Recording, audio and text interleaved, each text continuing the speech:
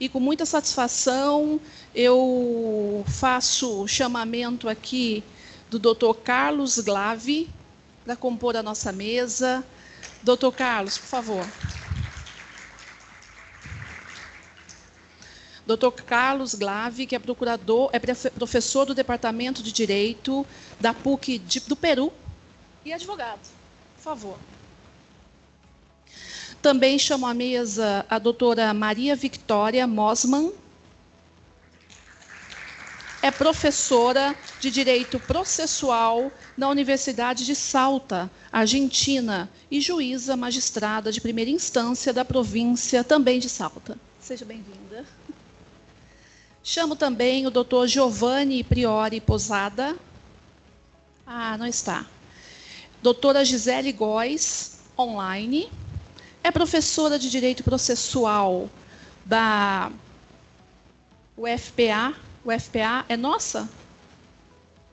Do Pará, então é do Pará. Brasileira é nossa, brasileira. Procuradora Regional do Trabalho, do MPT, PRT, da 8ª Região. Seja bem-vinda, doutora Gisele Góes.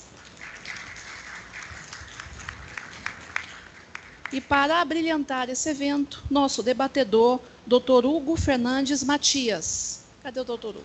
Doutor Hugo.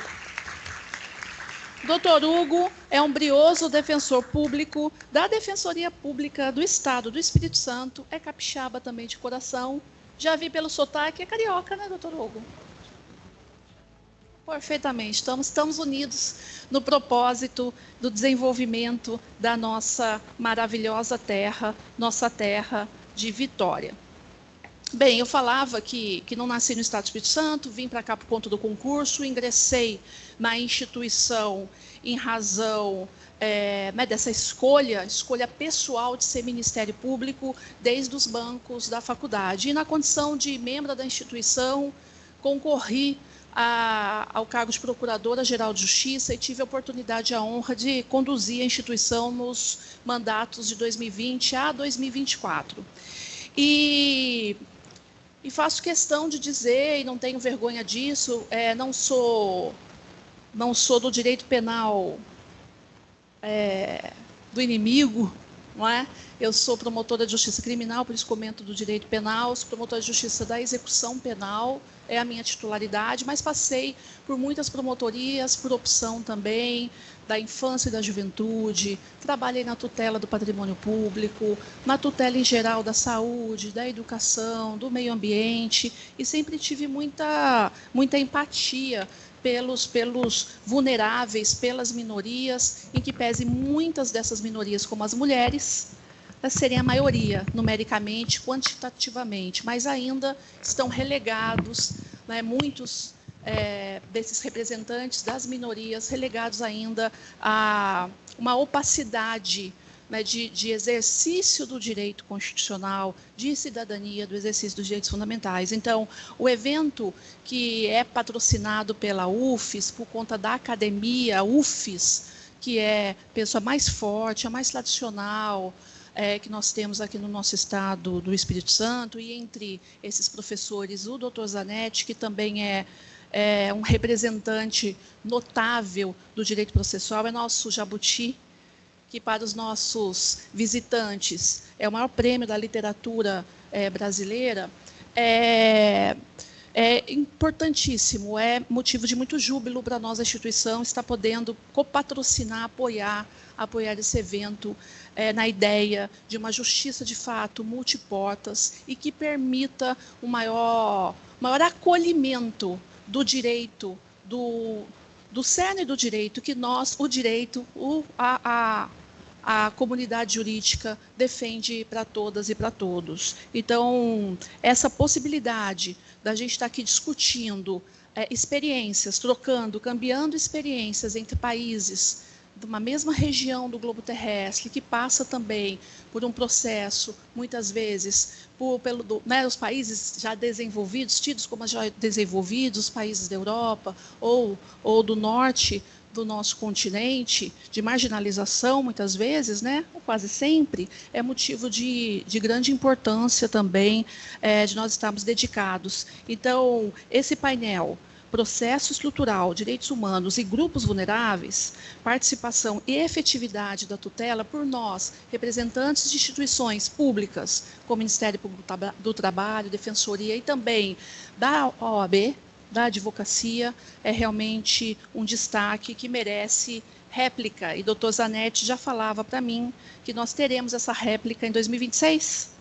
Doutor Zanetti, então, já contará com certeza com total apoio nosso enquanto Ministério Público. Então, eu gostaria de passar, primeiramente, sem mais delongas, a palavra.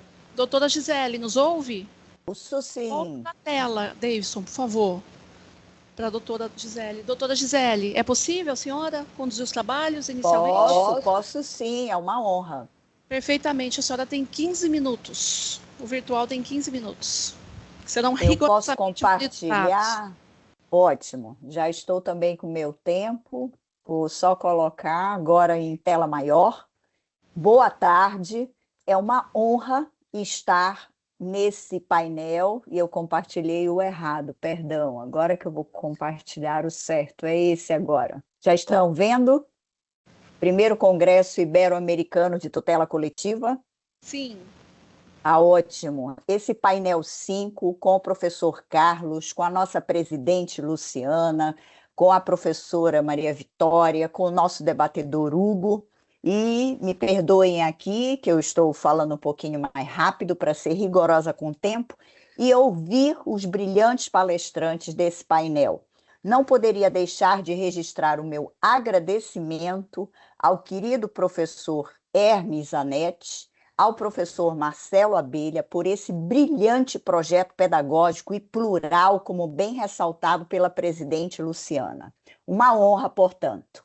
Gostaria, então, de destacar que a nossa fala a respeito do processo estrutural, direitos humanos e grupos vulneráveis e a participação e efetividade de tutela, ela vai estar voltada às 3 perguntas elaboradas pelos professores Hermes Zanetti e professor Marcelo Abelha. E a primeira delas que nos desafia é como classificar os processos como estruturais, se tem distinção ou não com as ações coletivas e os princípios e a abordagem deles. Nós temos, portanto, eu costumo sempre mencionar a questão de processos coletivos e estruturais como degraus. Nós já tínhamos no Brasil a tutela tradicional, a tutela individual, o eu com o eu, a história sempre que a gente fala nas salas de aula, em tom até já um pouco brincalhão, com o Caio versus o Tício, o Mévio, fazendo aportes de nomes até do direito romano. Mas nós precisamos, a partir da década de 70, 80, e especialmente o próprio processo do trabalho na década de 40, com os dissídios coletivos, avançar para os processos coletivos. Tivemos uma escola muito forte no Brasil, a nossa afinada professora Ada Pellegrini Greenover, o professor vivo Kazuo Watanabe e, obviamente, todos nós que estamos aqui em prol da tutela coletiva. Mas chegamos a um dado ponto e observamos a insuficiência dessa tutela coletiva e a necessidade de galgar um degrau acima, que o mundo já galgava.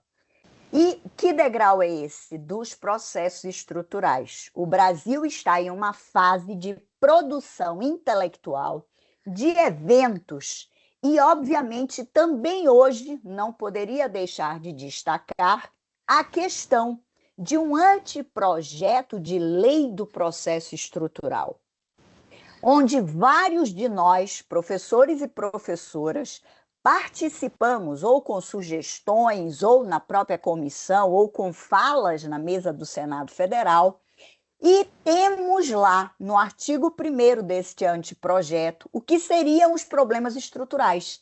Então, a gente já consegue delimitar qual é a diferença entre processos coletivos, para nós, especialmente que somos do Ministério Público, e os processos estruturais.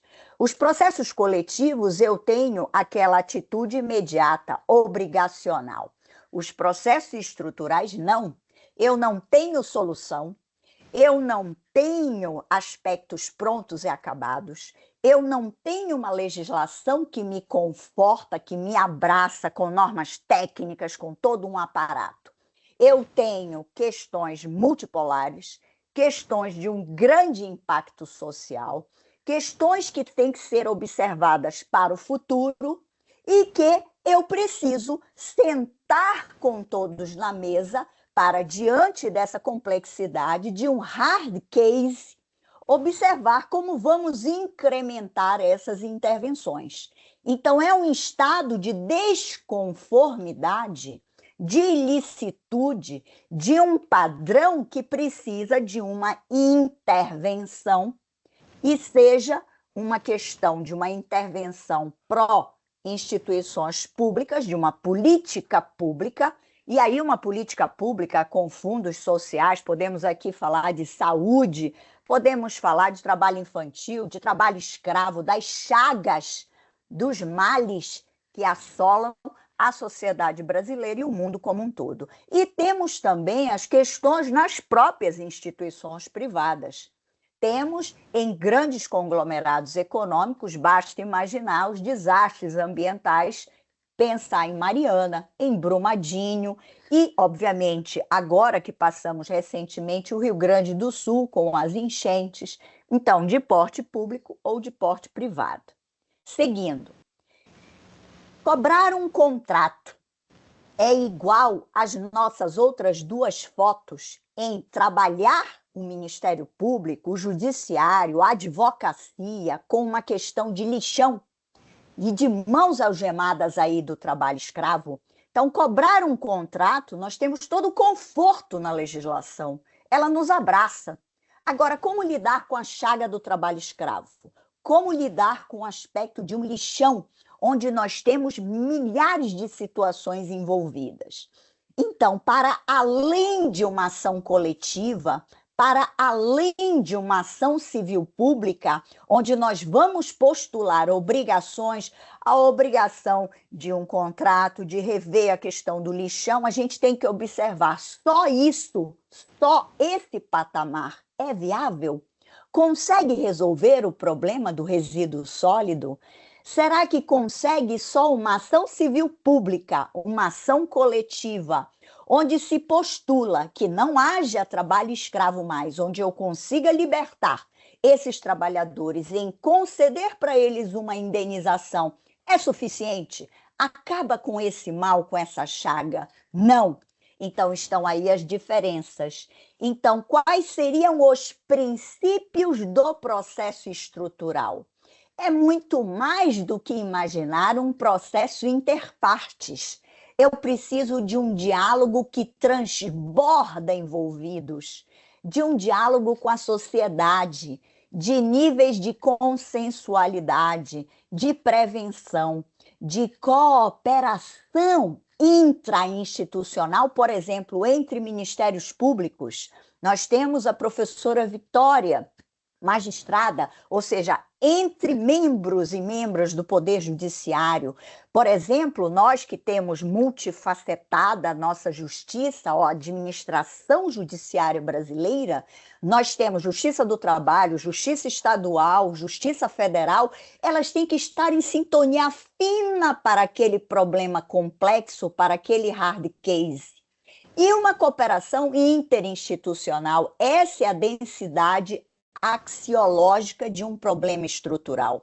Ou seja, sindicatos, associações, ONGs, vamos falar Universidade Federal do Espírito Santo, por que não?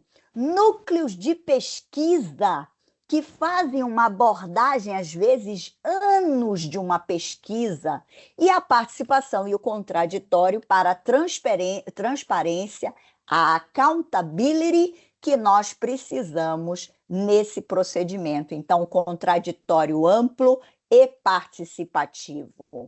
E aí vem a segunda questão. Como pode a legislação ibero-americana avançar com a carta deste belíssimo evento do Espírito Santo, inserindo normas de participação direta, audiências públicas, reuniões administrativas, e nós já temos grandes teóricos mundo temos eles presentes nesse evento e temos fora desse evento, porque todos estamos estudando na mesma sintonia fina, o processo coletivo e estrutural. Para dar um grande exemplo feminino, a professora Susan Sturm, que fala sobre essas reuniões com a ampla participação social. Só isso? Não.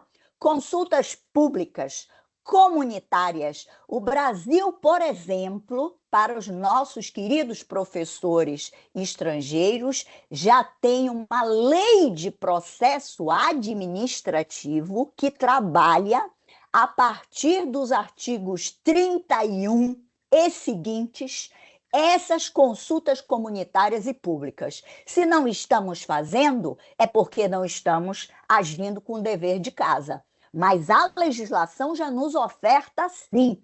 Precisamos levar isso para um padrão Ibero-América. Admissão de pessoas, entidades representativas dos grupos impactados. O sistema que diz o professor Stephen Isel, do Town Meeting.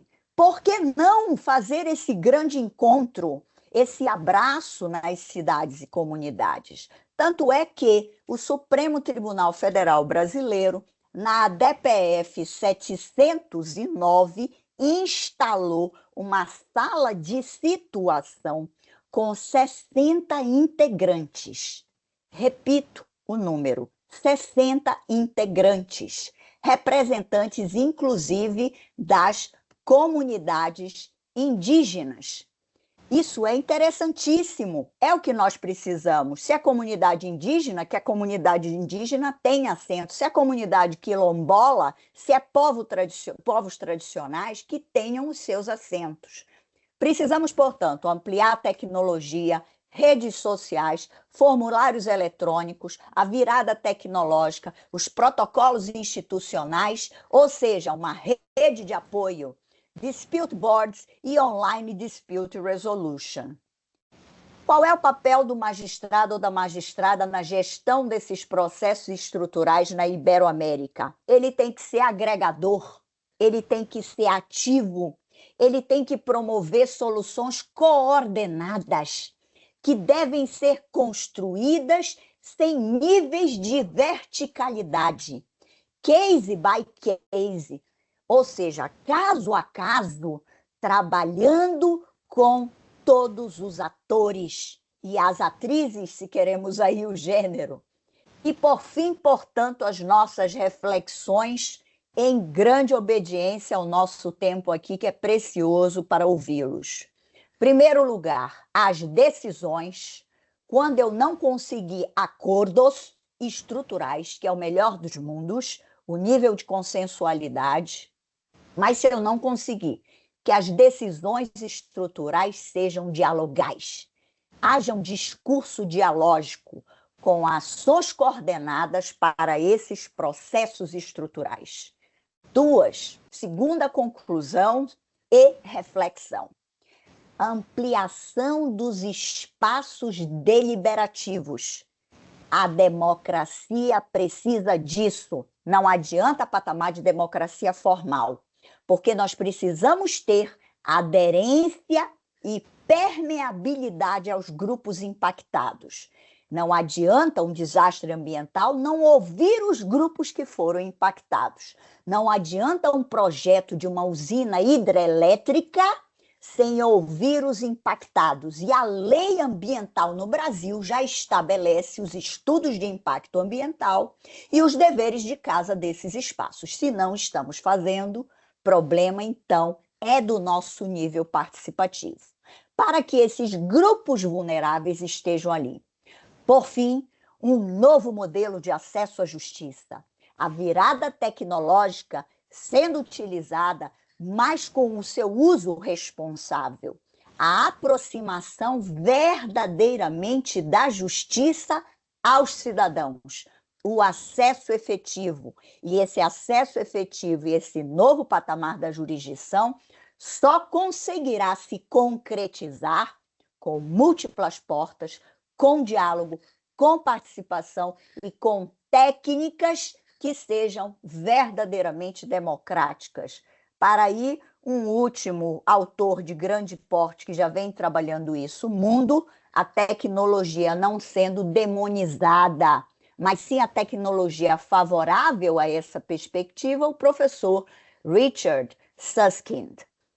Então, por fim, resta o meu agradecimento a todo esse brilhante evento, a essa coordenação acadêmica maravilhosa do professor Santiago, do professor Giovanni, dos professores José Maria, Marcelo Abelha e Hermes Zanetti, as nossas pratas da Casa do Brasil. Aí é uma singela homenagem aos dois, com um sorriso largo, que são brilhantes na luta verdadeira dessa tutela coletiva e estrutural, primordialmente hoje é estrutural, que é o nosso grande desafio, para que ele seja verdadeiramente acesso à justiça aos vulneráveis e àqueles que precisam do nosso olhar, do nosso carinho e do nosso abraço. Meu muito obrigada, minha presidente, e fico totalmente à disposição para ouvir os nossos brilhantes palestrantes.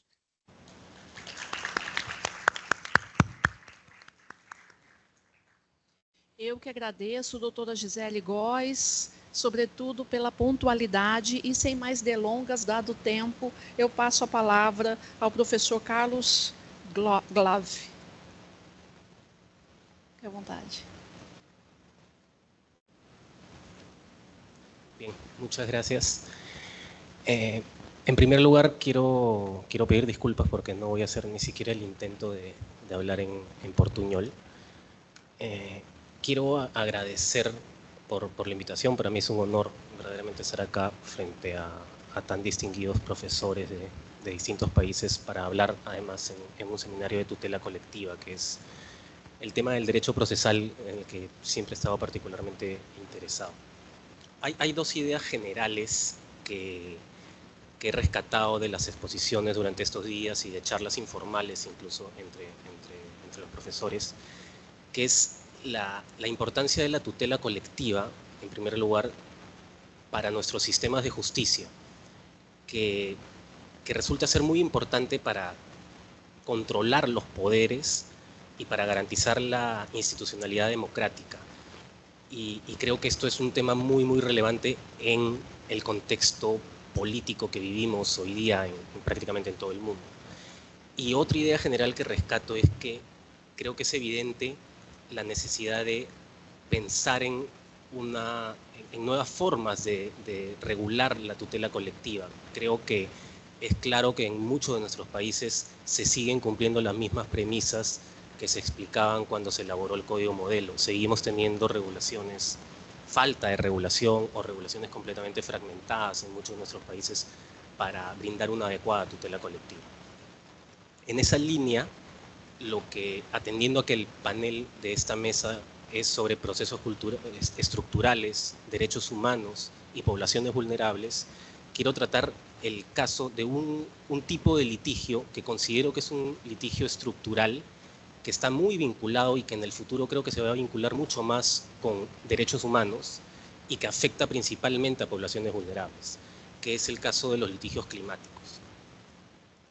Quiero empezar con una cita de Michele Tarufo, que escribió en el año 2001 a propósito de comentar sobre la necesidad de brindar una tutela colectiva. Michele Tarufo en el 2001 decía que en una sociedad globalizada existen daños, injusticias que trascienden las fronteras, y entonces que estas soluciones no se pueden dar desde la cultura tradicional que no ve más allá de las fronteras. Creo que Michele Tarufo en este momento no estaba, de acuerdo a algunos datos que voy a dar más adelante, no estaba pensando en un fenómeno global, estaba pensando en daños y en situaciones que trascienden fronteras, pero no en un fenómeno global como el cambio climático.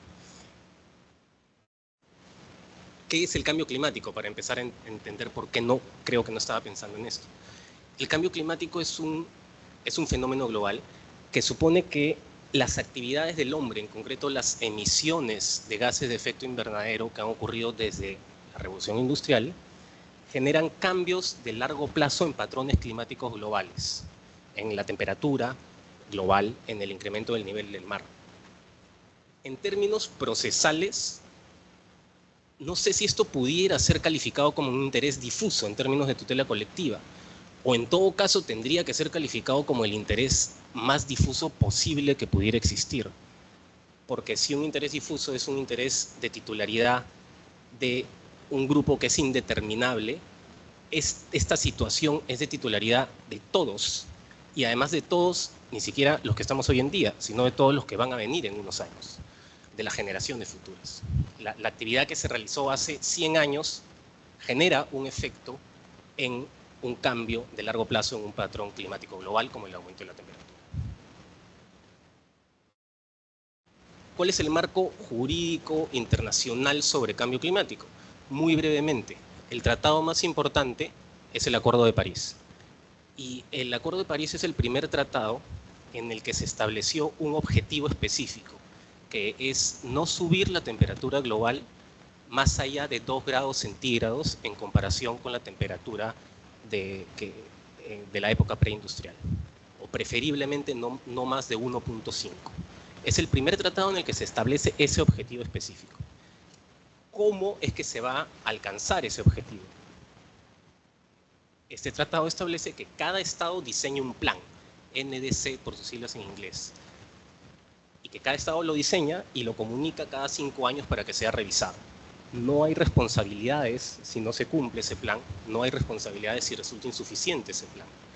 De hecho, hay estudios, el Programa para el Medio Ambiente de las Naciones Unidas en el 2022 analizaba que si se ejecutaban todos estos planes, para el 2030 se estaría incrementando en 14% las emisiones de gases de efecto invernadero, cuando lo que se necesitaría para tener más opciones de alcanzar el objetivo del Acuerdo de París es que para el 2030 se reduzca en 45% las emisiones. Entonces, si esta es la situación, ¿qué cosa hacen las sociedades? Acuden a las Cortes. Y están acudiendo a las Cortes bastante más en los últimos años. Esta es una gráfica de un reporte de una institución del London School of Economics. Hay 2 bases de datos, creo, importantes, una del London School of Economics y otra el Sabin Center de Columbia University, que identifican casos en donde el cambio climático es un eje central de la controversia. Según esta imagen es un reporte del 2023, del año pasado. Hay ya un reporte de hace unos meses del 2024. A mayo del 2024 se han identificado 2.666 casos. Podemos ver ahí como el 2001, cuando Tarufo escribía lo que he citado, o el 2004, cuando se ha hecho cuando se ha aprobado el código modelo, prácticamente no existían casos en donde el eje central de la controversia sea cambio climático. Desde el 2015, en que se suscribe el Acuerdo de París, se han iniciado más del 70% de los casos. Y la tendencia es que cada vez vayamos a tener más. Brevemente quiero referirme a cuáles son las alegaciones técnicas en las que se basan las demandas relacionadas a cambio climático. La ciencia, los estudios científicos que se utilizan es de una rama que se llama la ciencia de la atribución.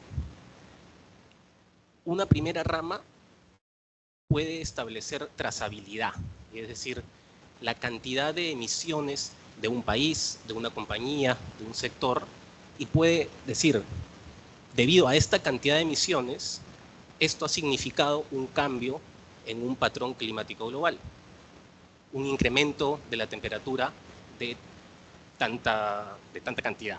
Por ejemplo, se puede decir, a partir de un estudio, que 12 compañías, por la cantidad de emisiones que han realizado entre el año 1980 y el 2010, han generado una pérdida de más de 3.600 kilómetros cuadrados, pérdida de tierra en las costas. Otra rama de esta ciencia es la que estudia eventos específicos. Esta rama estudia cómo el cambio climático, en qué medida el cambio climático genera que un evento específico, una ola de calor, una tormenta, un huracán, en qué medida ese evento específico es más probable que ocurra por el cambio climático y en qué medida es más intenso que ocurra por el cambio climático. Esta es una imagen del estado de Río Grande do Sul, en Porto Alegre, donde tuvimos la oportunidad varios de estar por las jornadas iberoamericanas el año pasado, y yo me quedé sorprendido este año viendo en imágenes, en noticias, cómo se había inundado la ciudad entera, en abril, mayo de este año. Hay un estudio que dice que, debido al cambio climático, estas lluvias fueron el doble de probables y fueron 9% más intensas. Estos son los tipos de estudios que se utilizan en casos de cambio climático en general. Claro, a partir de esto, determinar responsabilidad de alguien en específico es un gran reto, hay un problema importante sobre la causalidad, pero eso es otro gran tema. Pero sobre litigios estructurales. ¿Qué son los litigios estructurales? En general son litigios que atienden problemas estructurales, como se decía en la exposición anterior. Es un estado de cosas que vulnera, amenaza con vulnerar derechos y que requieren de una reorganización. Muchos de estos litigios cuestionan la implementación de políticas públicas. Bueno, hay muchos litigios que cuestionan cómo los estados están diseñando e implementando políticas públicas para atender la emergencia climática. En muy simples términos, se pide en muchos litigios que los estados modifiquen su política pública y se comprometan, la modifiquen y se comprometan a reducir las emisiones en menor tiempo y en mayor cantidad.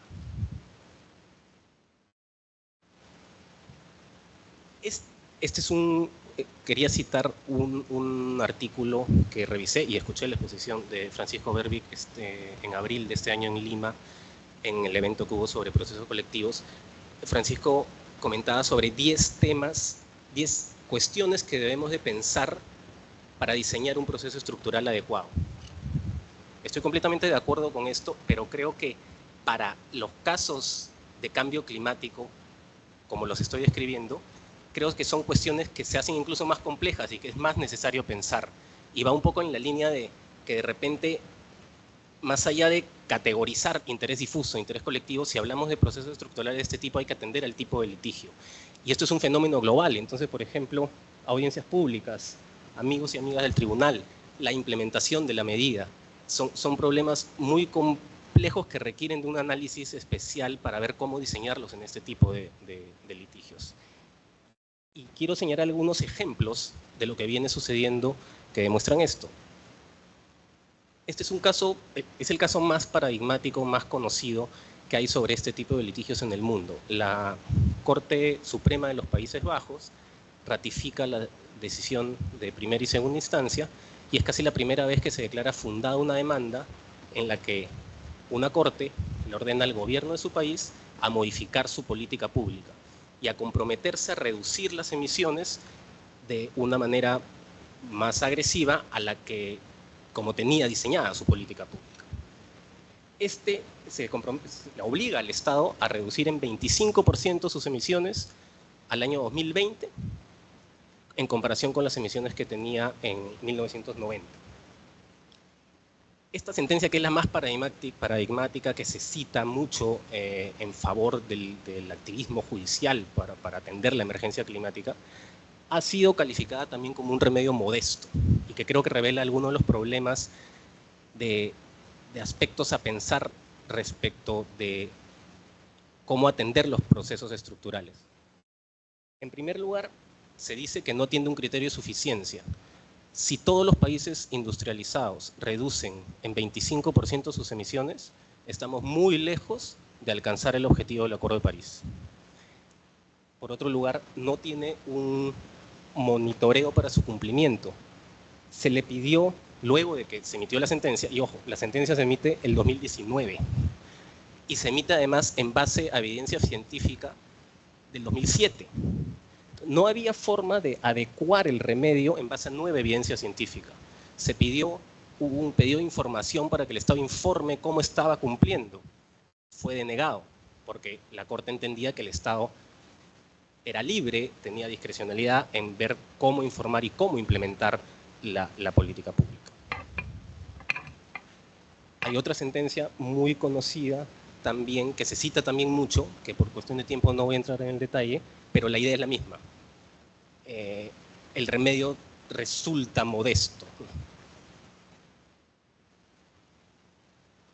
Sí quiero centrarme un poco en un caso muy reciente, en donde se involucra también actores privados. Una sentencia de primera instancia, también en los Países Bajos, ordena que Shell reduzca sus emisiones en 45% al año 2030, las emisiones que produce esta compañía en sus operaciones en todo el mundo. Es un poco cuestionable este tipo de decisiones, porque las compañías privadas operan en el mundo y operan en principio cumpliendo con los permisos y los trámites y con toda la legislación y toda la regulación de cada lugar. Se le está obligando a una compañía a modificar sus políticas para reducir y operar de manera distinta. Esta sentencia, hace 2 semanas, la Corte de Apelaciones ha aceptado el punto central de la apelación de Shell y ha señalado que no se le puede establecer una reducción específica, un porcentaje específico de reducción de emisiones en sus operaciones globales. Ratifica que sí tiene Shell un deber de cuidado para atender la emergencia climática, pero no se le puede establecer que reduzca en X cantidad sus emisiones. En el Perú, porque claro, vengo hablando de la Corte de los Países Bajos o Alemania, en el Perú tenemos un caso, que es una demanda de amparo, que la presentan un grupo de niños contra el Estado peruano y pretenden que el Estado peruano incluya medidas específicas en políticas públicas para eliminar la deforestación de la Amazonía, para atender la emergencia climática. Esta sentencia se declaró improcedente en primera instancia, pero claro, en el Perú esta sentencia se está tramitando a través de un proceso de amparo bajo las mismas reglas, bajo el mismo procedimiento en el que se tramita un proceso de amparo en el que se protege cualquier derecho fundamental pero individual. Una persona también puede presentar una demanda de amparo para proteger su derecho a la pensión y se tramita a través de un proceso sumario que busca dar una tutela urgente y por eso es sumario, que no tiene mayor estación probatoria, donde la violación además tiene que ser manifiesta. Bajo esas mismas reglas se tramita este proceso que involucra un fenómeno global. Creo que revela que la manera en la que se tiene que adecuar un proceso estructural de este tipo es evidente. Hay un caso que por cuestión también de tiempo no voy a poder citar, pero es muy interesante, no en las Cortes del Perú, pero sí es un ciudadano peruano demandando en las Cortes de Alemania que una empresa asuma los costos que tiene que asumir para construir un muro de contención en un lago en los Andes del Perú porque existe un riesgo de inundación. Esa empresa peruana nunca ha operado en Perú, no ha puesto nunca ha ido a Perú. Los únicos que han ido a Perú, que es interesante, son los jueces alemanes para hacer una inspección judicial y con expertos. Y este caso se está citando bastante porque ha pasado una etapa de pruebas. Decía que hay mucha vinculación con el tema de derechos humanos y hay, por ejemplo, pendiente 2 opiniones consultivas, una opinión consultiva de la Corte Interamericana a solicitud de Colombia y Chile y una opinión consultiva pendiente en la Corte Internacional de Justicia, donde se va a evaluar la responsabilidad de los estados en razón de cómo deben de atender la emergencia climática. Pero claro, en estos casos no se va a decir cada estado tiene que reducir en X cantidad sus emisiones, no se va a diseñar la política pública. La Corte Europea de Derechos Humanos ha emitido ya pronunciamientos y ahora, en el verano europeo, hay 3 pronunciamientos y el tercero es en particular porque es el único que ha llegado al mérito. Se ha emitido una sentencia de mérito porque usualmente en estos casos es difícil sortear la barrera de la legitimidad. Muchas veces no se acepta, o se entiende que no se demuestra que esta situación está vulnerando el derecho humano del accionante. En este caso se aceptó la legitimidad no de las personas que demandaban, sino de una ONG, como que flexibilizando un poco esta posibilidad y atendiendo al hecho de que el cambio climático pueda afectar futuras generaciones. Entonces se tiene que aceptar el caso. Pero, de nuevo, en esta sentencia no se va a diseñar la política pública, se dictan parámetros para ver cómo es que se debiera de diseñar. Se desarrolla incluso un test que sirve para evaluar si un estado está dentro de los márgenes que debiera de tener, pero no se diseña la política pública. Este marco de pronunciamientos que vamos a tener en tribunales internacionales van a marcar seguramente un poco el derrotero de lo que las Cortes Nacionales van a tener que resolver cuando reciban cada vez más este tipo de casos. Vamos a seguir teniendo casos, incluso tendremos casos contra privados. Y creo que tenemos que pensar en cómo regular este tipo de procesos estructurales muy particulares, muy complejos. Creo que ya no cabe, no se puede atender estos conflictos en la clave del Código Modelo del 2004, que sospecho seriamente se realizó sin pensar en atender litigios que involucran un fenómeno global como este. Por eso resalto nuevamente esta cita de Tarufo, que resalta la necesidad de adecuar el derecho, el proceso a situaciones transnacionales que trascienden las fronteras. Pero ahora estamos viviendo y vamos a tener cada vez más muchos litigios que no solo trascienden las fronteras, sino que se refieren a un fenómeno global. Y como dije al inicio, es un fenómeno global que afecta a derechos humanos y que afecta principalmente a poblaciones vulnerables. Muchas gracias.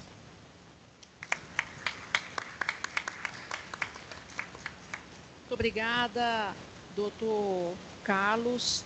E nós podemos perceber como é instigante a temática. A doutora Gisele Góes comentou muito acertadamente a necessidade do Poder Judiciário ser acolhedor nesses novos tempos de justiça multiportas, facilitando o diálogo na condução do processo estrutural.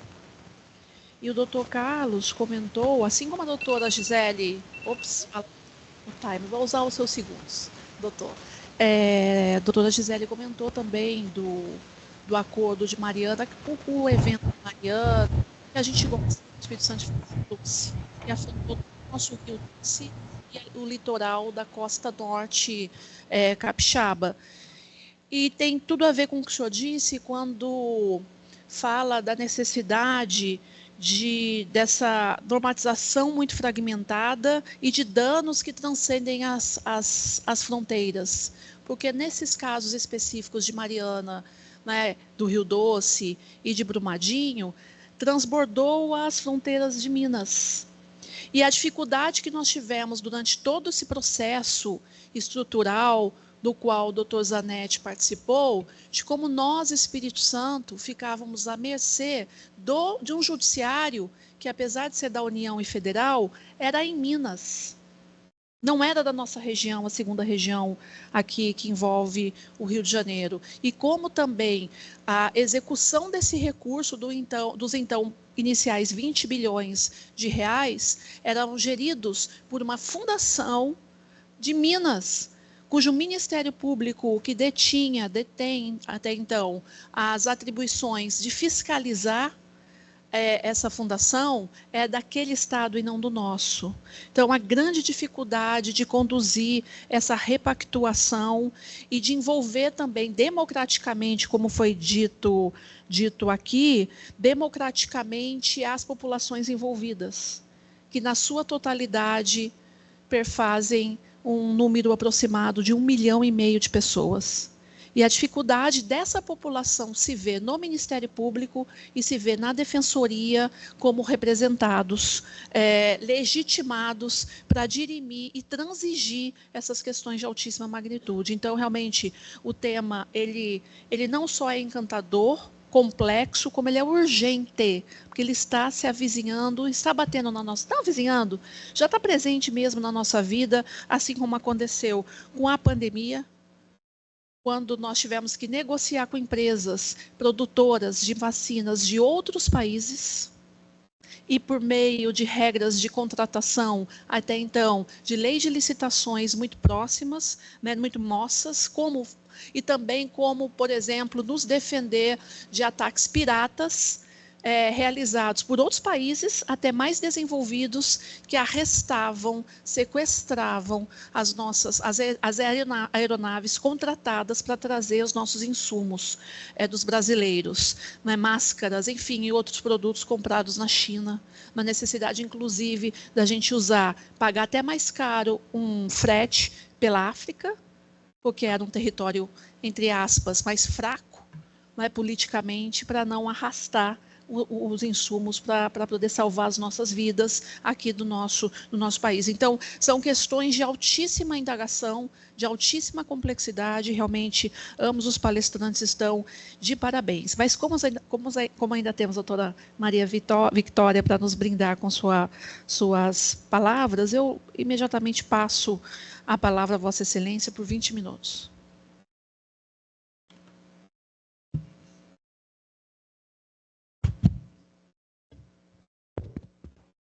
Hola, ¿escuchan?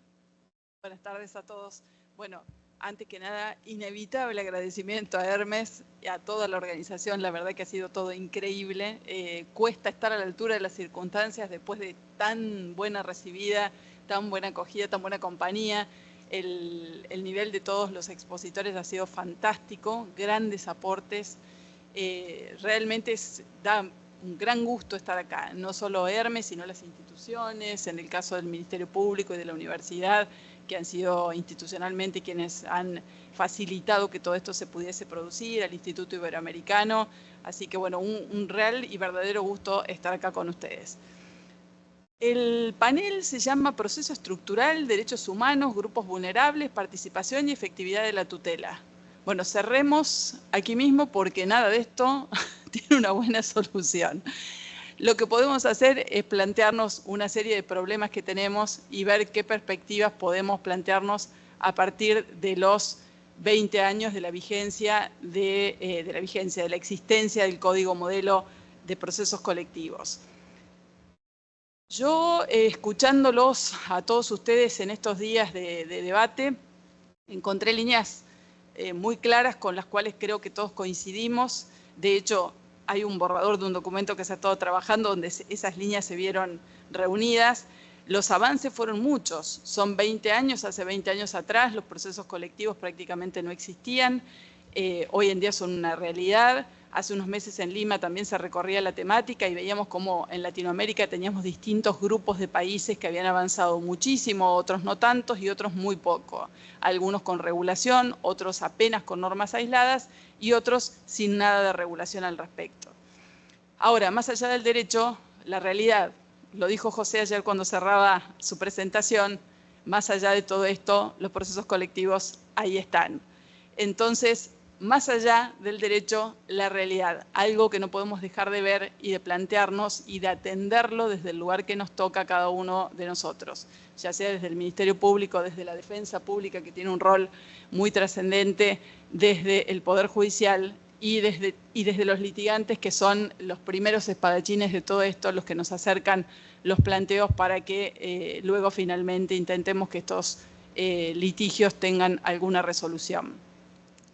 Seguimos teniendo esta necesidad de una regulación que permita una tutela adecuada de los derechos colectivos de los grupos vulnerables. Lo dijo el profesor Oteiza, los derechos no son promesas.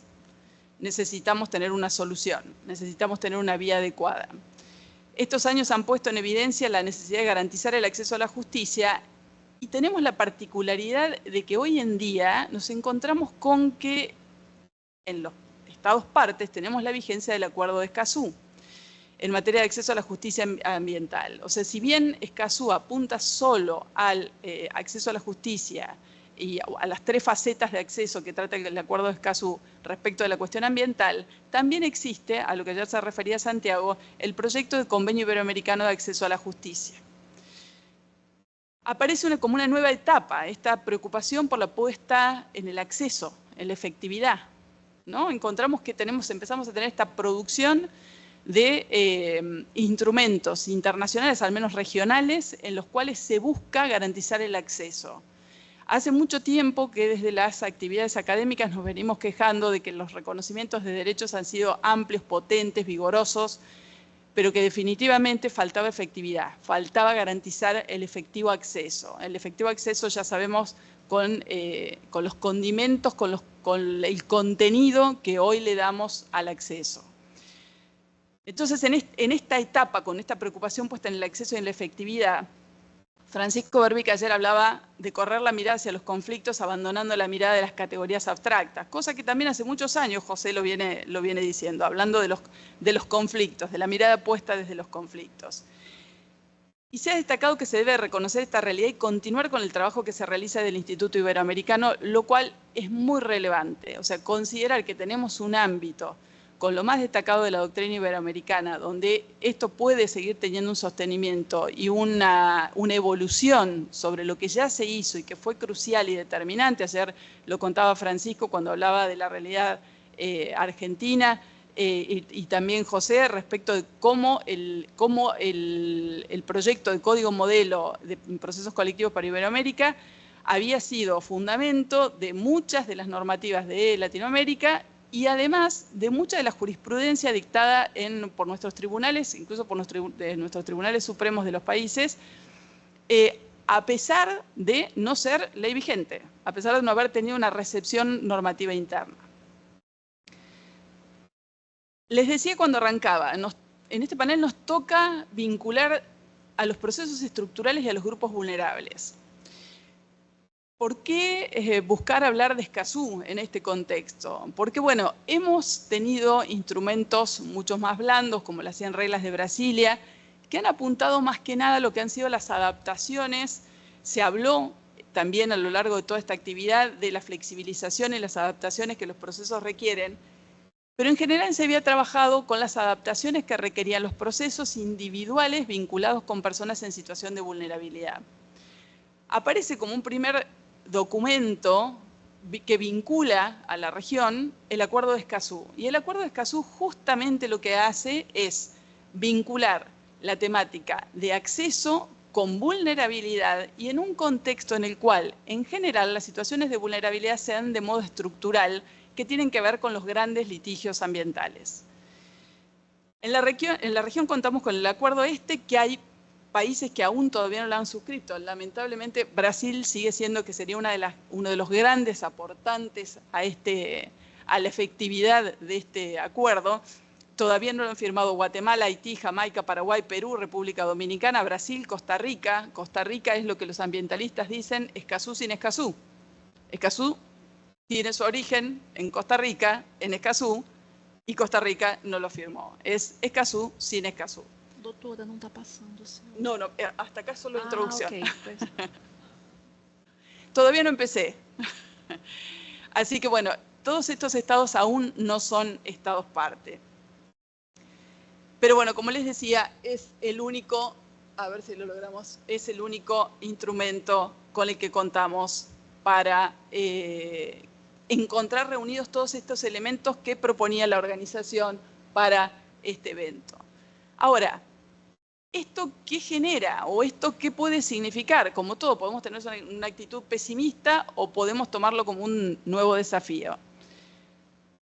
El nuevo desafío no es voluntario. El nuevo desafío aparece en todos los acuerdos regionales e internacionales que tenemos y hay derechos a los cuales satisfacer. No es algo que podamos optar por hacerlo o no hacerlo.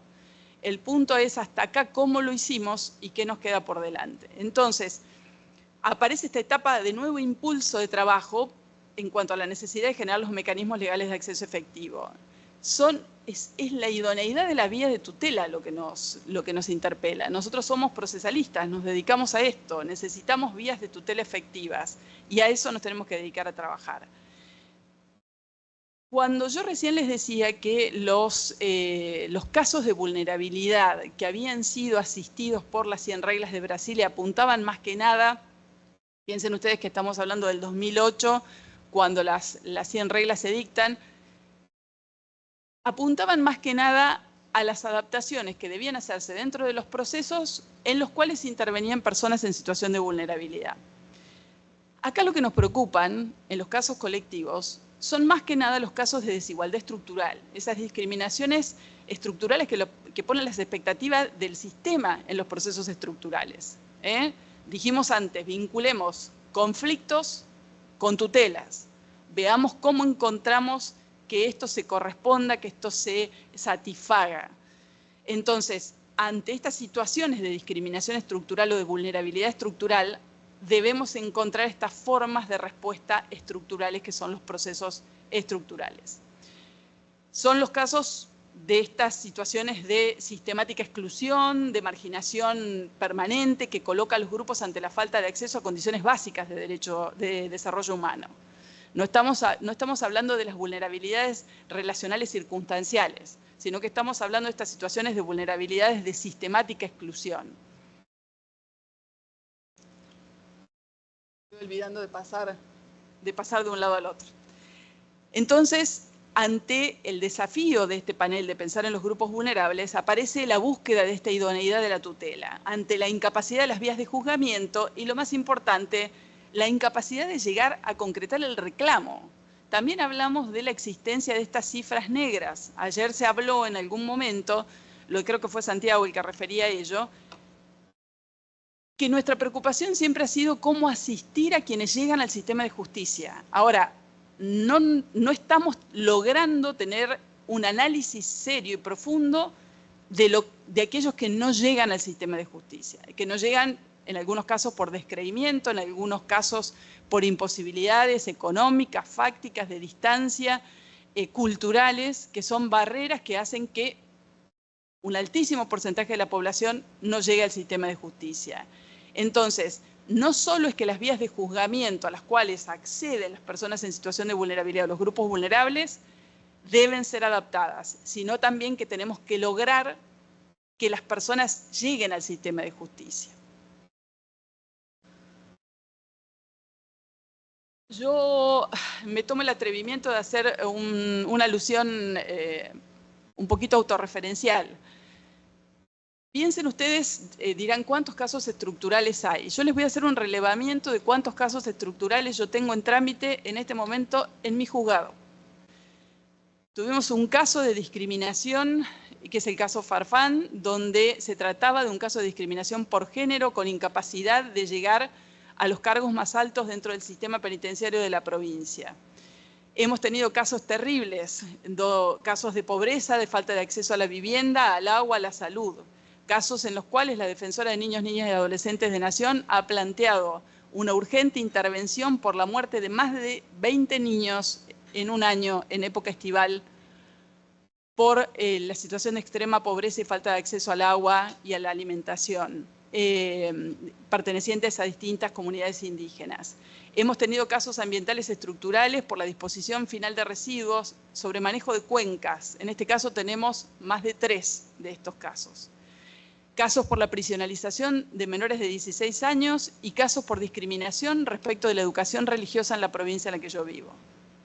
Fíjense ustedes si no existen problemas estructurales para ser atendidos. Seguramente esto que me toca transitar y trabajar, que no es nada fácil, le debe tocar a muchos de ustedes, me imagino el Ministerio Público, acá con su representante estrella, Hermes Zanetti, que nos ha contado una sucesión bastante extensa de casos similares.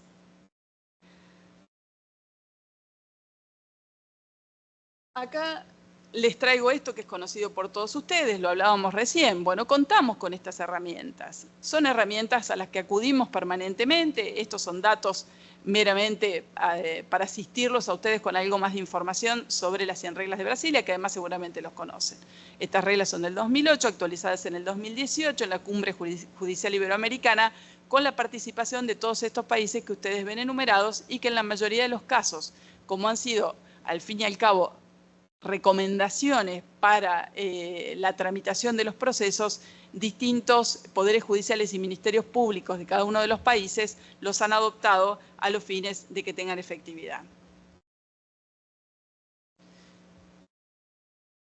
Fíjense ustedes que dentro de estas categorías de vulnerabilidades que se enumeran en las 100 reglas de Brasilia, no es una enumeración taxativa, meramente enunciativa, y a su vez que, como ya se ha dicho también en algún momento, creo que Santiago fue el que aludió a esto, estamos hablando de que en los litigios estructurales nos encontramos con situaciones de interseccionalidad, No se trata de una acumulación, sino del agravamiento de la situación de cada uno de los grupos en razón del cúmulo de situaciones de vulnerabilidad que los afectan. Lamentablemente la pobreza es un potenciador de todas estas situaciones de vulnerabilidad. Imagínense ustedes una niña perteneciente a una comunidad indígena en situación de pobreza, con alguna situación de enfermedad que afecte su salud, que sea víctima de violencia. Realmente esto que parece que uno lo buscase a propósito, intencionalmente, para generar una situación dramática, es algo cotidiano, es algo real y en algún porcentaje de la población mucho más frecuente de lo que cualquiera de nosotros querría que fuese. Algo importante, porque después lo vamos a retomar respecto de el acuerdo de Escazú, es qué estamos mirando cuando hablamos de las necesidades de acceso. Fíjense ustedes que cuando las 100 reglas de Brasilia hablan de sus beneficiarios, se refieren a que estas personas tienen una deficiencia para ejercitar con plenitud ante el sistema de justicia los derechos reconocidos por el ordenamiento jurídico. Claramente nos estamos refiriendo a esta nueva etapa que tiene que ver con la mirada puesta netamente en el acceso. Nuestros instrumentos apuntan hacia ello. Algo que no podemos dejar de nombrar es que todo esto se enmarca, siempre Eduardo Oteiza, nuestro maestro, se encarga de decirlo, es que no podemos dejar de mirar el norte que nos ha puesto la Agenda 2030 en el objetivo 16, en el subpunto 3, garantizando la igualdad de acceso a la justicia. Me están corriendo. Vamos a pasar esto porque no es tan interesante. Acá sí me interesa hacer detenerme un segundito. Nosotros venimos debatiendo desde hace un tiempo y tiene mucho que ver con las tutelas diferenciadas que han tenido mucho desarrollo, refiriéndose a la búsqueda de una mejor forma de tutela de los distintos derechos por las particularidades que los derechos intrínsecamente tienen. Son estos derechos que no tienen repuesto y que requieren tutelas especiales. También empezamos a trabajar desde hace unos cuantos años con esto de pensar en que los procesos también tienen que mirar a las personas. Y ahora, pensándolo en el marco de este Congreso, yo diría que tenemos que tener esta mirada integral que mira los derechos y las personas pensando en los conflictos. ¿Qué nos requiere esta? Ahora decidí trabarse, ahí está. ¿Qué nos requiere esta situación? Nos requiere medidas de acción positiva y esto también se vincula con lo que vamos a ver de Escazú y una solución sistémica. Nosotros encontramos que los jueces en Argentina puntualmente son jueces, en algún porcentaje jueces activos que intentan buscar y adaptar los distintos trámites a los fines de garantizar estos derechos de los que venimos hablando. Ahora, estas soluciones aisladas no son soluciones sistémicas y difícilmente podamos lograr sobre la base de esta situación una solución común. Para esto, obviamente, los principios han sido claves y son los que han homogeneizado un poco esta situación. Esta instrumentalidad que requerimos a los fines de lograr una tutela adecuada está dirigida en primer lugar, y así lo entiendo yo, está dirigida en primer lugar al legislador. Es el legislador el que debe habilitar que todas estas cosas sucedan. Es la situación ideal, que exista una norma que así lo prevea. Pero también está dirigida al juez. Y va a estar dirigida al juez en tanto y en cuanto estas normas no existan o en cuanto estas normas existan siendo normas abiertas. En esos casos, la trascendencia de la actividad del juez en relación a la instrumentalidad del proceso es clave. Vamos directamente al acuerdo de Escazú. Fíjense ustedes, esto es un nombre que le he puesto yo. El artículo 4.8 del acuerdo de Escazú tiene lo que llamé la interpretación pro acceso. Dice, en la interpretación del presente acuerdo, cada parte avanzará en la adopción de la interpretación más favorable al pleno goce y respeto de los derechos de acceso. En el caso del artículo 2E, el artículo 2 contiene solo 5 definiciones. De esas 5 definiciones, una de ellas apunta exactamente a determinar a quienes considera personas en situación de vulnerabilidad. Y como les dije antes, vinculándose directamente con las 100 reglas de Brasil y la definición de personas en situación de vulnerabilidad, se habla de las especiales dificultades para ejercer con plenitud los derechos de acceso, exactamente igual que las 100 reglas de Brasilia, pero dice reconocidos en el presente acuerdo. Estamos hablando de los derechos de acceso a la información, a la participación y a la justicia ambiental. Tampoco realiza una enumeración sobre las categorías de vulnerabilidades. En el artículo 8 se habla del acceso a la justicia en asuntos ambientales con las garantías del debido proceso. Y dice, para hacer efectivo el derecho de acceso a la justicia, cada parte atenderá las necesidades de las personas o grupos en situación de vulnerabilidad mediante el establecimiento de mecanismos de apoyo. Antes hablamos precisamente de las medidas de acción positiva. Acá las toma expresamente, incluida la asistencia técnica y jurídica gratuita según corresponda. Fíjense ustedes, nosotros en Argentina tenemos el reconocimiento de la gratuidad del trámite cuando se trata de reclamos en defensa de consumidores, no en los casos ambientales. Argentina suscribió este acuerdo.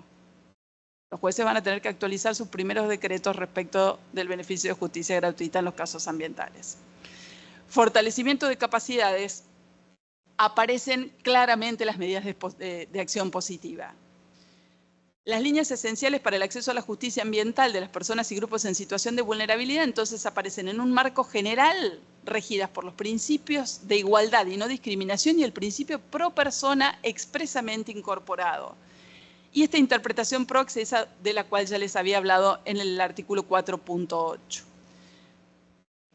¿Cuál sería este contenido en general, entonces, en los procesos estructurales referidos a casos ambientales? El acceso igualitario, en particular para las personas y grupos en situación de vulnerabilidad, sin costos prohibitivos, eliminando barreras al ejercicio de acceso a la justicia, con divulgación del derecho, uso de intérprete y traducción de idiomas. Me olvidé de pasarles toda la...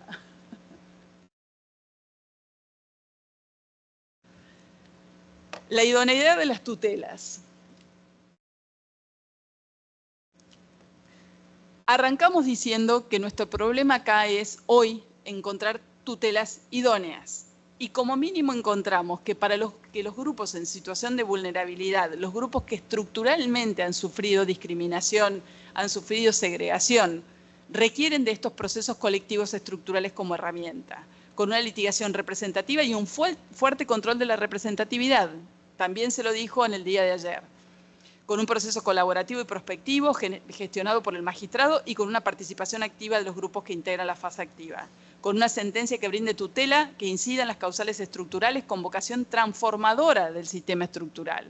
Acá no basta la clásica solución. Acá necesitamos una solución programática. Acá es mucho más compleja la decisión porque necesitamos romper con esa desigualdad estructural para lograr un efectivo cambio.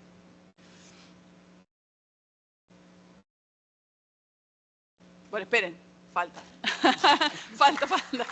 Esta situación de vulnerabilidad estructural que se patentiza entonces en la exclusión y la marginación sistémica de la cual hablábamos, es parte entonces de estas cifras negras de acceso. Los que no llegan al sistema de justicia. Las personas en situación de pobreza extrema, de marginación y discriminación. La fortaleza del Ministerio Público y de la Defensa son relevantes. La realidad latinoamericana encuentra en los procesos estructurales una vinculación con su realidad. Es un modelo de dialecto con pertinencia cultural, la conocida comida fusión de la que ya hemos hablado en Perú.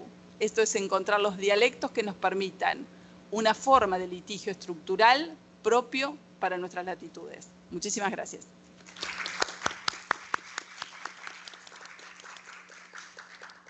Muito obrigada, doutora Maria Vitória.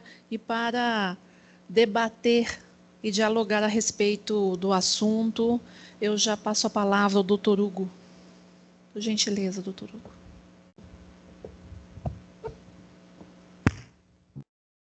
Boa tarde a todas as pessoas presentes.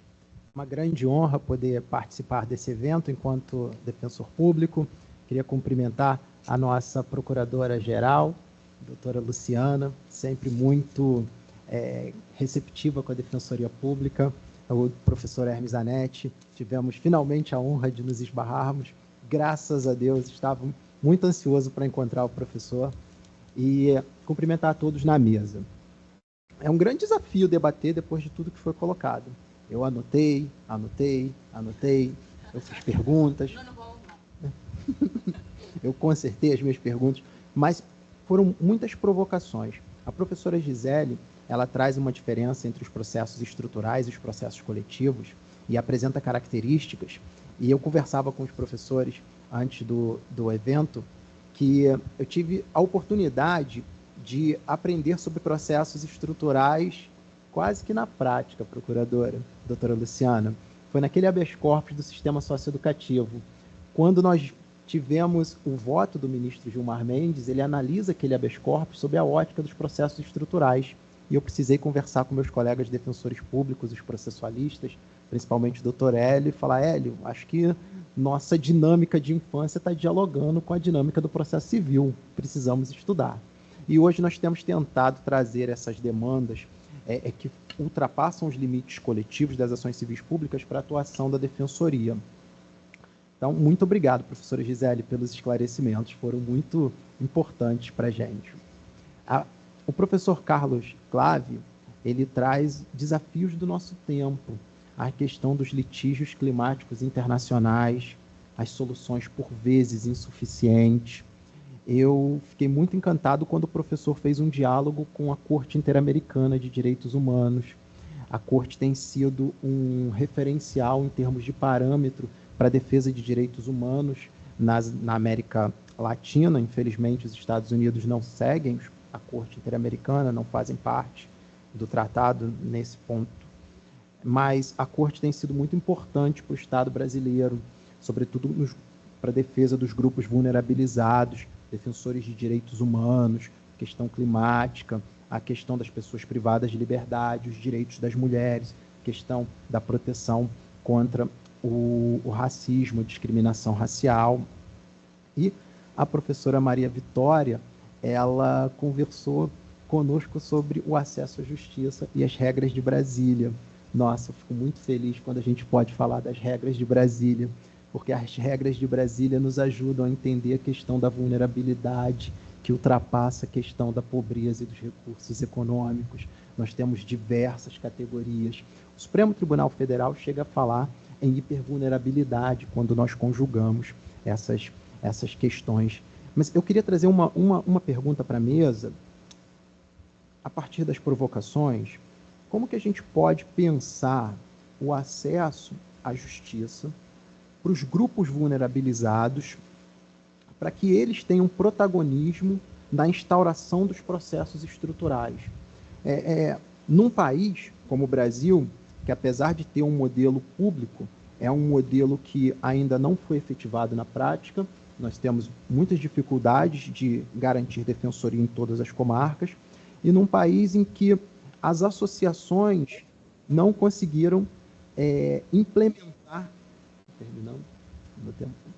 não conseguiram implementar o seu papel de protagonizar os processos coletivos.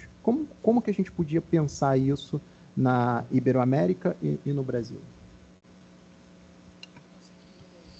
O senhor tem uma pessoa para perguntar diretamente ou pode falar um pouquinho cada um? Pode. Doutora, as damas primeiro.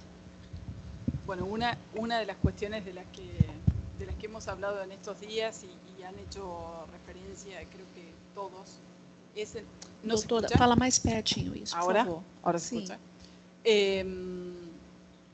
Tiene que ver con la participación, con la apertura, con cómo esto al fin y al cabo no es más que una de las tantas formas en las cuales la democracia se tiene que presentar.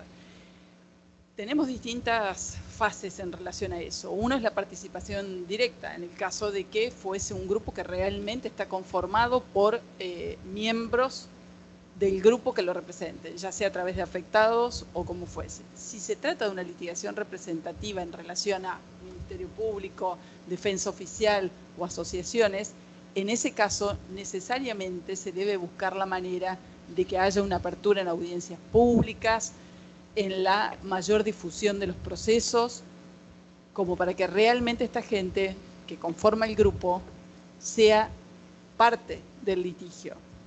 Y hay cuestiones que son creo, las más complejas, donde las diferencias culturales son muy difíciles de ser atendidas por quienes no pertenecen al grupo. Entonces, necesitamos generar distintas formas, algunas de ellas como ficciones y algunas de ellas con intervención efectiva, para lograr que estas personas sean escuchadas. Si no sustituimos una falta de acceso por otra falta de acceso. Muito obrigada, doutora. Doutor, gostaria de complementar? Sí, muchas gracias.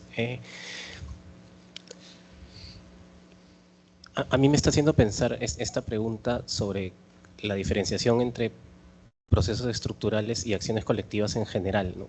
Creo que los procesos, y sobre otro tema, sobre quiénes deben participar en este tipo de casos para brindar un acceso a la justicia, para brindar una solución a estos problemas estructurales. Creo que los procesos estructurales atienden problemas estructurales,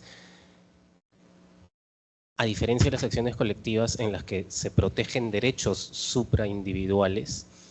En los procesos estructurales se protegen también derechos, pero no solo eso, se resuelven o se tratan de resolver problemas estructurales que implican muchas veces una reorganización, ¿no? Y para eso, a mí me ha llamado mucho la atención todo lo que he escuchado en estos días sobre el rol del Ministerio Público aquí en Brasil, que al menos en mi país definitivamente no lo tenemos. A mí me cuesta pensar en mi país que haya alguien, alguna entidad que pueda promover este tipo de casos, porque creo que en la misma línea de diferenciar un poco procesos estructurales de acciones colectivas, cuando hablamos de acciones colectivas hablamos sobre representatividad adecuada. Para el caso de los procesos estructurales, no sé si ese concepto es suficiente. Creo que es muy importante que haya una entidad como el Ministerio Público, con independencia, con imparcialidad, con poderosa, para brindar este acceso a la justicia a través de estos procesos que buscan atender problemas estructurales que afectan a poblaciones vulnerables. Obrigada, doutor. Doutora Gisele, que está tão distante, mas tão pertinho aqui na tela, que não teve oportunidade de degustar a moqueca capixaba, fica aqui o convite. Gostaria de complementar sobre a sua perspectiva. Verdade. Já lamentei muito, minha presidente, não estar aí para aproveitar essa moqueca capixaba e o acolhimento de vocês, que é sempre maravilhoso. Queria agradecer a pergunta, eu acho que a professora Vitória foi muito feliz, quer dizer, essa participação direta. O professor Carlos também, que eu acho que hoje a representatividade adequada, não só ela é suficiente, ela é muito pertinente para a ação coletiva, mas os processos que nós estamos abordando, e especialmente imaginar esse de litigância climática, de discriminações estruturais, interseccionalidades, e o papel da Defensoria Pública, que eu digo é importantíssimo ao lado do Ministério Público, eu só vejo uma expressão, professor Hugo, em primeiro lugar, irmanar, parcerizar. Nós temos que estar em rede. Então, não só o Ministério Público, não só a Defensoria Pública, não só o Judiciário, com as entidades da sociedade civil, com as organizações não governamentais, com os sindicatos, que aí nós vamos conseguir caminhar um pouco para essa falta de acesso à justiça, que em primeiro lugar é o quê? Falta de informação. Nós não temos informação das ações. Nós, às vezes, não temos dentro da nossa casa, que eu digo casa instituição. Às vezes nós não sabemos o que o colega ao lado está fazendo, o que o nosso colega promotor, o que o nosso colega defensor ou defensora está fazendo. Então a gente precisa primeiramente corrigir o aspecto informacional com bancos de dados e tecnologia. Muito obrigada. Eu que agradeço, doutora Gisele. Doutor Hugo, gostaria de complementar, de fazer mais algum tipo de apontamento? O senhor ainda tem uns minutinhos, tá? No seu... Ainda tem uns minutos. Não, mas eu estou satisfeito com as respostas. Acho que abre um ponto em que nós temos discutido na atuação da Defensoria como chegar